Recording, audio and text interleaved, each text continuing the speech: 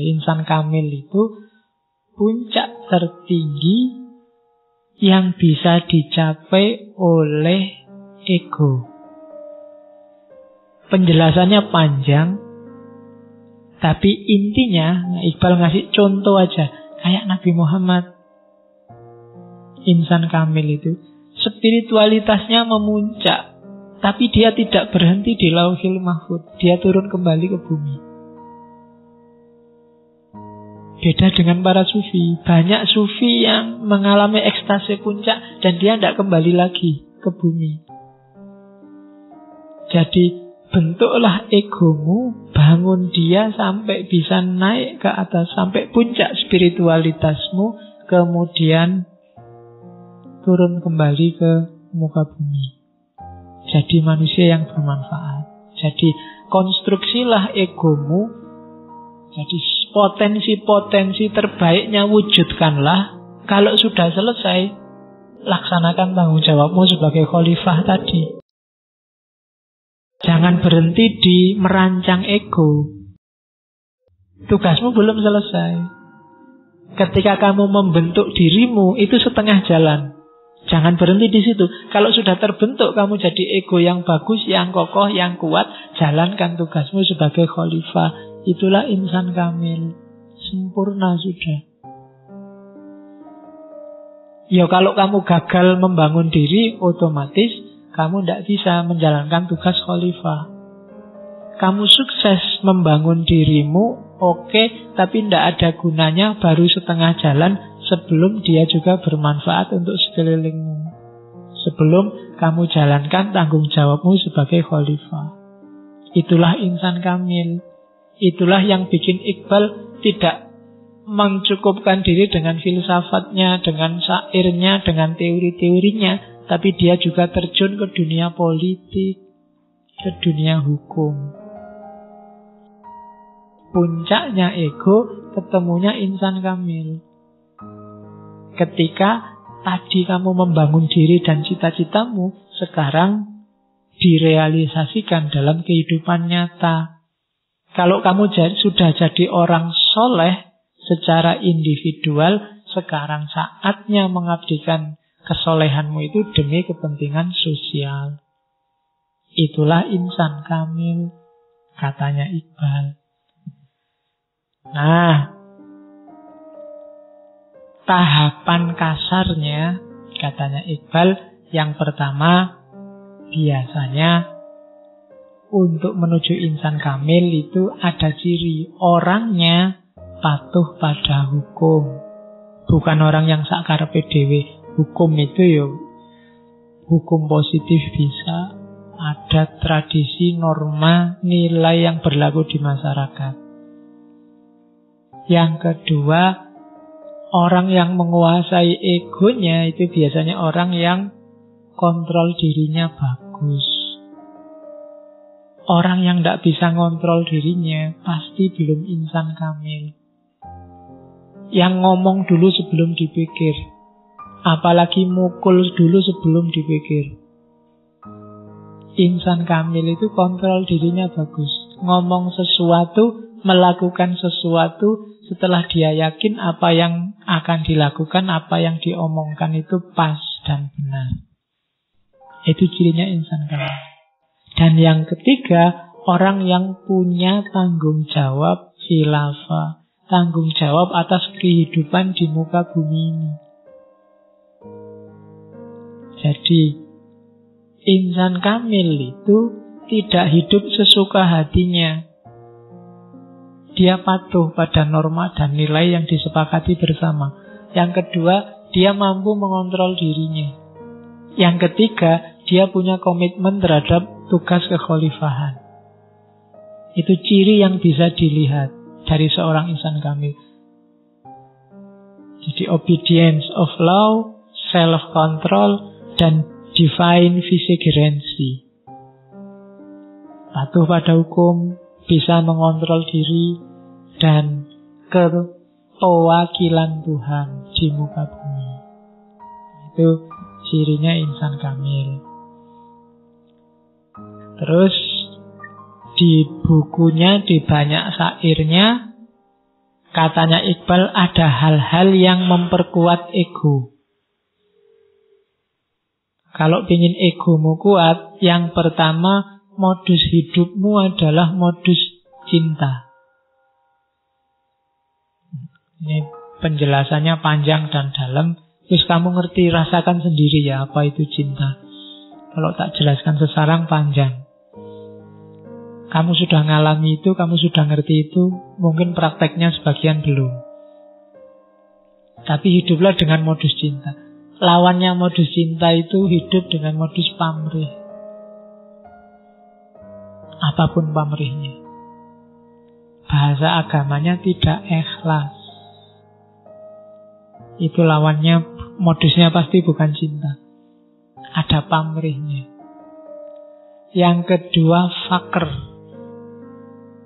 Kalau di Iqbal konotasinya fakir itu lebih ke ndak mikir balasannya apa. Lakukan kebaikan yang kamu yakini baik, ndak usah mikir kalau ini tak lakukan aku dapat apa. Bantu temen nggak usah mikir lumayan kalau dia tak bantu besok aku bisa dibarengi dia punya motor. Ndak usah mikir aku sedekah sekian lumayan dilipat gandakan sekian ribu kali. Itu ndak fakir. Jadi konotasinya kalau fakir di Iqbal agak beda sama beberapa penjelasan sufistik. Intinya tidak peduli dunia menawarkan apa. Baik ya baik saja. Menghindari kejelekan, dihindari saja. Tidak usah mikir neko-neko. Ini memperkuat ego nanti. Kamu semakin kokoh. Tapi semakin kamu tidak fakir, semakin kamu ngitung-ngitung keuntungan, egomu semakin lemah. Karena dia tidak bisa mandiri. Yang dipikir balasan. Yang ketiga, egomu kuat kalau kamu berani. Orang egonya tidak bisa kuat, jati dirinya nggak bisa kokoh kalau penakut. Selama kamu masih takut ini, takut itu, khawatir ini, khawatir itu, kamu tidak akan kokoh jati dirimu. Jadi perhatikan, berani itu tengah-tengah antara nekat dan pengejut, penakut. Itu berani. Berani tapi jangan nekat. Ndak iso nyetir mobil, berani pak saya. Itu namanya nekat. Latihan dulu. Ya ndak apa-apa sih kalau kamu yang bonyok. Kalau orang lainnya nggak ngerti apa-apa lah kasihan. Jadi jangan nekat, tapi berani. Saya berani pak, tak latihan dulu. Itu baru keberanian. Bukan nekat. Tidak pernah latihan perang, tidak pernah pegang senjata. Saya mau bantu saudara-saudara saya di Timur Tengah. Itu nekat namanya. Bunuh diri itu namanya. Ya kalau mau ya latihannya dulu. Baru ke sana. Kalau tidak ditangkap Densus. Ya. Itu namanya berani. Pakai perhitungan. Toleran. Semakin pandanganmu sempit, semakin kamu tidak toleran, semakin egomu tidak kokoh. Kenapa? Karena kamu akan selalu digelisahkan oleh yang lain. Kalau kehadiran orang tidak toleran itu kan berarti apa? Kehadiran yang lain mengganggu dia. Ini susah, kamu mandiri, susah kamu kokoh. Karena hidupmu mesti gelisah terus. Itu lawannya toleran. Jadi dirimu tidak bisa kokoh. Hidupmu dalam kondisi gelisah. Kemudian bahasanya Iqbal, kasbi halal. Nyari yang halal-halal. Yang tidak jelas, yang subhat, itu bikin gelisah. Apa saja, tidak cuma rezeki. Jadi, ya apa-apa. Kalau yang halal itu kan tenang. Ya kayak kucing itu loh. Kucing itu kalau kamu kasih makan, dia makannya tenang. Tapi kalau dia nyuri makanan, dia mesti tidak tenang, tolah-tolah. Khawatir yang punya lihat.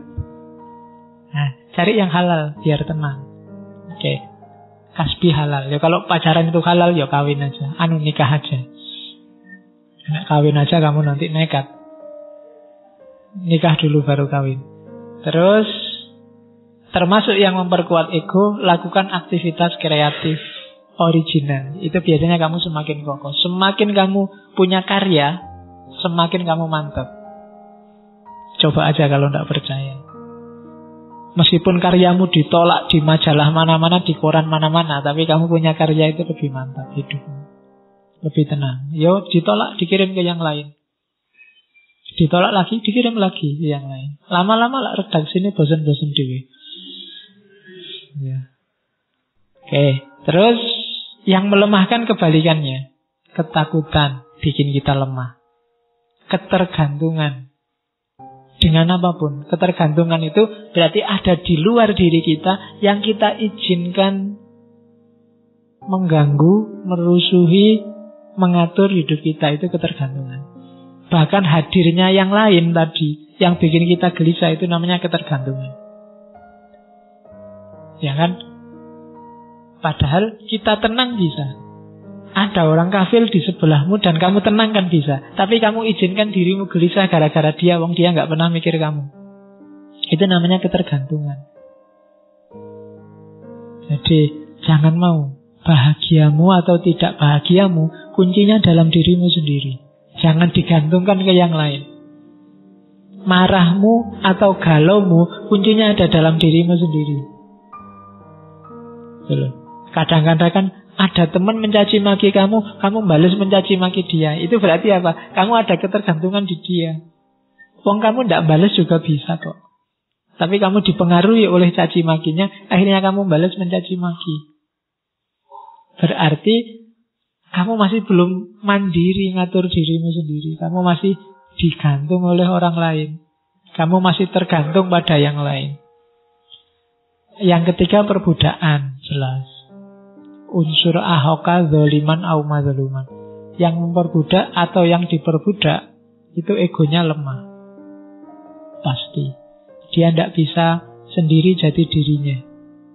Yang memperbudak, dia butuh yang lain untuk ditindas baru eksis. Yang diperbudak, apalagi dia tidak bisa menampilkan dirinya sendiri. Kalau kamu baru merasa dirimu hebat dan sukses dengan cara mengalahkan orang lain, itu sebenarnya kamu lemah. Kamu butuh yang lain untuk sukses. Khudi yang sejati, itu dia tidak butuh itu. Dirinya sendiri bisa besar dan tinggi, tanpa harus merendahkan, mengalahkan yang lain. Kalau bahasa Jawanya, menang tanpa ngasorake. Itu khudi yang kuat. Dan yang keempat, ini mungkin sindirannya Iqbal, umat Islam banyak punya penyakit yang keempat. Membanggakan nenek moyang. Aku keturunannya siapa? Kita ini keturunannya Nabi semua loh. Nabi Adam. Ya, ini pasti tidak mandiri. Siapapun nenek moyangmu, levelnya dimanapun, apakah bapakmu apa nenekmu langsung, sebesar apapun dia bukan dirimu. Tidak ada hubungannya sama jati dirimu. Jangan menepuk dadanya mereka. Tepuklah dadamu sendiri.